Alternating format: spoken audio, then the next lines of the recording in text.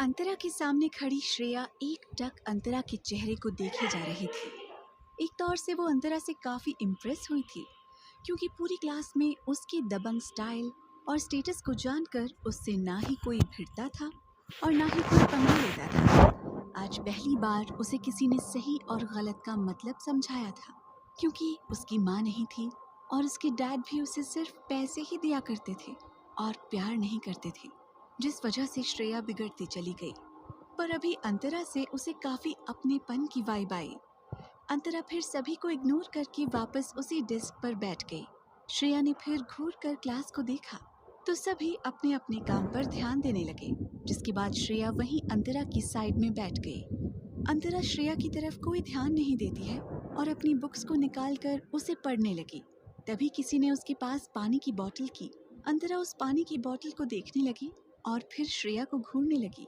श्रेया के चेहरे पर एक स्माइल थी और वो वाटर बॉटल देते हुए बोली, I think you need some water, क्योंकि तुमने अपना सारा गुस्सा शायद मुझ पर ही निकाल दिया। उसके मुंह से ये सारी बातें सुन अंतरा ना समझी में उसे देखने लगी और फिर उसने मना करते हुए कहा, नहीं मुझे नहीं चाहिए। उसकी बात पर श्रेया उसे जबरदस्ती पानी देते हुए बोली, अरे मेरी जान पी लो, नहीं तो पढ़ाई में मन कैसे लगाओगी। अंतरा घूर कर उसे देखते हुए बोली, अभी क्या तुम्हें और लड़ाई करनी है जो तुम ये सब कर रही हो। उसकी बात पर श्रेया स्ट्रेट फॉरवर्ड होते हुए बोली, क्या हम दोस्त बन सकते हैं, क्योंकि मेरा यहाँ कोई दोस्त नहीं है और मैं किसी को दोस्त ही नहीं बनाती, क्योंकि यहाँ सभी मेरे पैसों के लिए मुझसे दोस्ती करते हैं, पर मुझे सच्ची वाली फ्रेंडशिप चाहिए। उसकी बातों में सच्चाई थी जिसे अंतरा समझ पा रही थी। उसे अब श्रेया से कोई भी नेगेटिव वाइब नहीं आई, जिस वजह से उसने भी फिर एक स्माइल करते हुए कहा, तुम पक्का मेरी सच्ची वाली दोस्त बनना चाहती हो।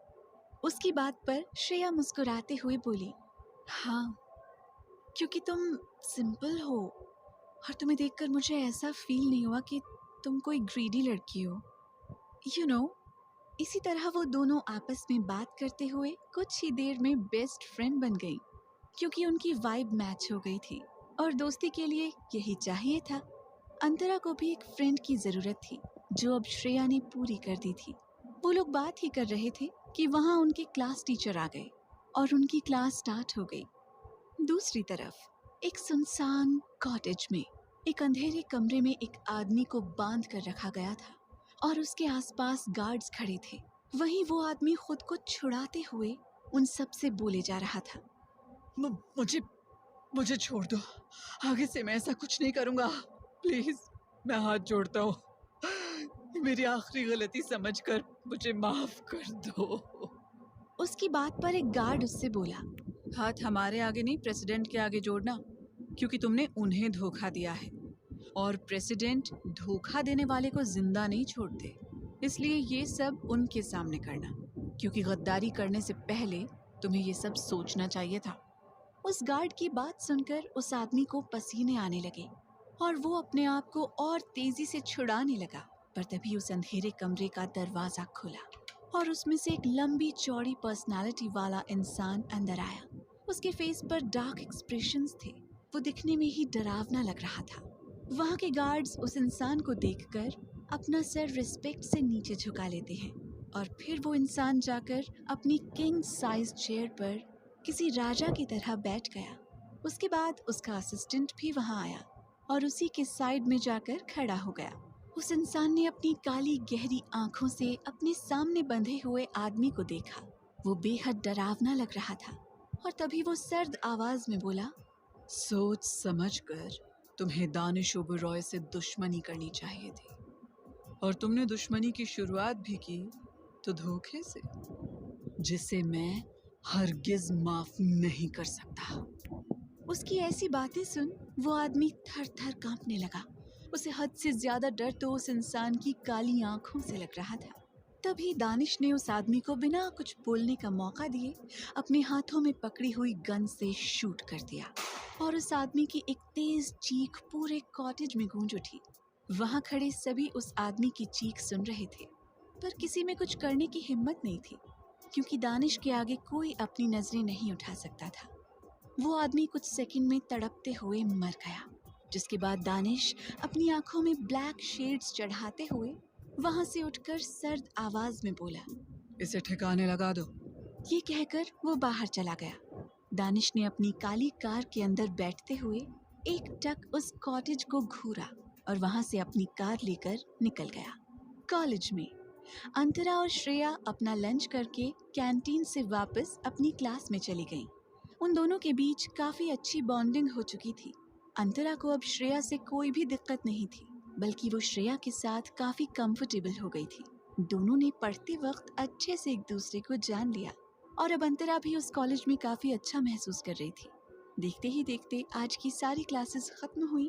उसके बाद अंतरा और श्रेया दोनों बातें करते हुए कॉलेज से बाहर निकली। श्रेया की कार कॉलेज के गेट पर ही खड़ी थी। वो अंतरा को बाय बोलकर अपने घर के लिए निकल गई। अंतरा वहीं गेट पर ही खड़ी रही क्योंकि वो दानिश के साथ आई थी, जिस वजह से वो वहीं खड़ी होकर दानिश का इंतजार करने लगी। कुछ टाइम बीत गया पर दानिश अभी तक नहीं आया। अब तक सारे स्टूडेंट्स घर भी जा चुके थे, बस कुछ सीनियर स्टूडेंट्स ही अब वहां से जा रहे थे। अंतरा को डर भी लग रहा था क्योंकि अब शाम हो रही थी। उसके पास फोन भी नहीं था कि वो ध्रुव को कॉल कर सके, क्योंकि अंतरा ध्रुव के साथ ज्यादा कंफर्टेबल फील करती थी। उसे दानिश से डर लगा करता था क्योंकि दानिश की हरकतें ही ऐसी थी कि अंतरा को उसे समझना मुश्किल था।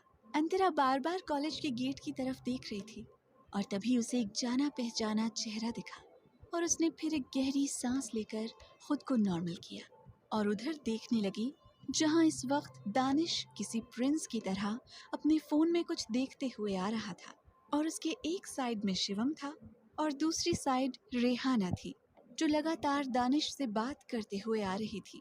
रेहाना ने एक बेहद एक्सपेंसिव ड्रेस पहन रखी थी जिस पर हाई हील्स उसने डाल रखी थी। वो दिखने में ही बहुत सुंदर लग रही थी। अंतरा सिर्फ दानिश को ही देख रही थी पर बार बार उसकी नजर रेहाना पर जा रही थी, जो दानिश के साथ ऐसे आ रही थी जैसे कि उसकी गर्लफ्रेंड हो।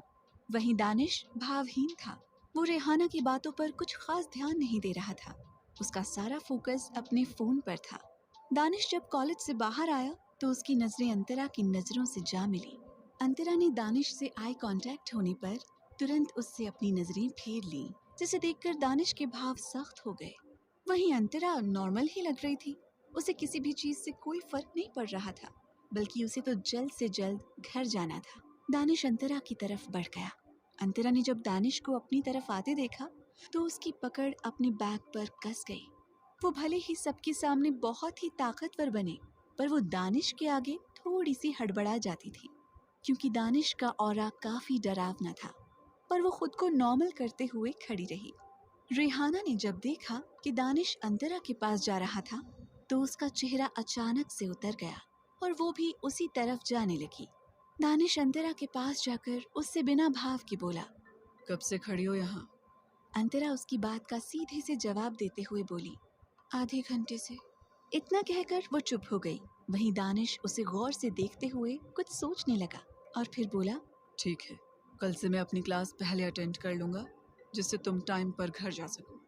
उसकी बात पर अंतरा ने सिर्फ में जवाब दिया, पर तभी उसे पीछे से किसी की कर्कश आवाज सुनाई दी। ओह, तो यही वो लड़की है जिसने दादी की जान बचाई थी उस मंदिर में, और फिर दादी ने इस पर रहम खाते हुए इसे अपने घर में ही रख लिया। रेहाना की आवाज में उसकी जलन साफ नजर आ रही थी क्योंकि उसे दानिश का ऐसे किसी बहन जी टाइप लड़की से बात करना अच्छा नहीं लगा। और तो और दानिश ने आगे बढ़कर उससे कभी बात नहीं की और वो यहाँ इस लड़की के पास खुद चल कर गया और इतने अच्छे से बात भी की। अंतरा को शायद जली कटी सुनने की आदत सी पड़ गई थी क्योंकि अनाथ आश्रम में भी उसे सुनीता ताने दिया करती थी, जिस वजह से उसने कुछ नहीं कहा। दूसरी वजह ये भी थी कि उसे ऐसा लग रहा था शायद ये लड़की दानिश की गर्लफ्रेंड थी और अगर उसने उसे कुछ भी कहा तो दानिश उसे कहीं परेशान न करने लग जाए। पर तभी दानिश ने रेहाना की बातों को सुनकर सर्द आवाज में कहा, दादी ने इस पर कोई एहसान नहीं किया, बल्कि इसने दादी की जान बचाकर उन पर एहसान किया, जिसके बदले में उनका इसे घर पर रखना बहुत छोटी सी बात है जिसे तुम नहीं समझ सकती। दानिश को ऐसे अंतरा को डिफेंड करते देख रेहाना की आंखों में अब अंतरा के लिए नफरत ने जगह ले ली थी। तो वहीं शिवम जो ये सब देख रहा था वो रेहाना से बोला, रेहाना, अब चलो चलते हैं, क्योंकि तुम्हें आज क्लब भी तो चलना है। रेहाना गुस्से से अंतरा को घूरे जा रही थी।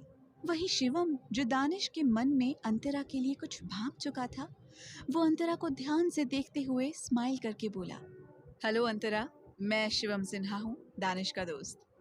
ये कहते हुए शिवम ने अपना हाथ आगे अंतरा से हैंड शेक करने के लिए बढ़ाया। अंतरा ने उसका हाथ आगे बढ़ा देखा तो वो भी हिचकिचाते हुए अपना हाथ आगे बढ़ाने लगी, पर अगले ही पल उसका हाथ शिवम के हाथों में जाने के बजाय किसी और के हाथों में मजबूती से कस गया।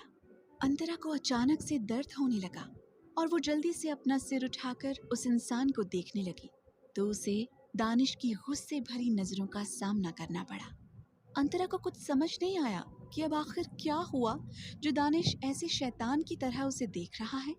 अंतरा ने उससे अपना हाथ छुड़वाने की कोशिश की, पर वो नाकाम रही। तभी उसे दानिश की सर्द आवाज सुनाई दी, जो शिवम को देखकर बोला, तुम्हें नहीं लगता कि तुम्हें अब यहाँ से जाना चाहिए? शिवम, जो कब से सब कुछ नोटिस कर रहा था, उसके चेहरे पर एक शरारती स्माइल आ गई और वो दानिश को देखकर समझ गया कि उसका दोस्त अंतरा के पीछे पजेसिव हो रहा है। फिर शिवम ने मुस्कुराते हुए कहा, ओके कूल, मैं जाता हूँ, और अंतरा, मैं तुमसे कल मिलता हूँ। ये बात उसने जानबूझकर दानिश को चिढ़ाने के लिए बोली थी और दानिश उसकी बात पर उसे बुरी तरह घूरने लगा। वहीं रेहाना ये सब सहन नहीं कर पा रही थी, उसकी मुट्ठियां गुस्से से बनी हुई थी। फिर शिवम जबरदस्ती रेहाना को वहां से ले गया। क्या रेहाना अंतरा को करेगी अब परेशान? किस हद तक जाएगी वो दानिश को पाने के लिए?